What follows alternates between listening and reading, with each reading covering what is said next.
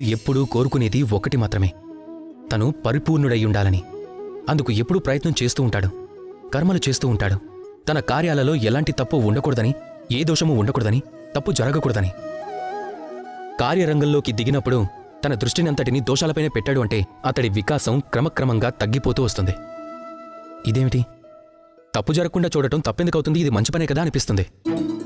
చూడండి, పొరపాట్లు, దోషాలు, తప్పులు మనం ఎంత వద్దనుకున్నా సరే జీవితంలో జరుగుతూనే ఉంటాయి.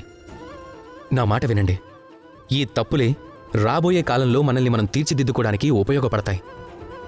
కొన్ని ప్రమాణాల్ని పాటిస్తూ ముందుకు వెళ్లటం మంచి పనే కావచ్చును, కానీ అది జన్మనిచ్చేది కేవలం యంత్రాలకు మాత్రమే, మానవత్వానికి కాదు, మనిషికి కాదు.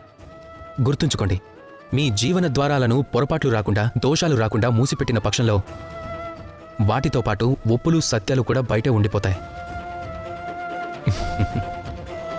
ఈ తప్పులు, ఈ దోషాలు, ఈ పొరపాట్లే మీ జీవితం విషయంలో, ప్రయత్నం విషయంలో కర్మల సత్యస్వరూపంగా మారి జ్ఞానాన్నిస్తాయి. పొరపాట్ల నుంచి నేర్చుకోవటం మొదలుపెట్టండి. తిరిగి మళ్ళీ అవే పొరపాట్లను చేయకుండా ఉండండి. రాధాకృష్ణ.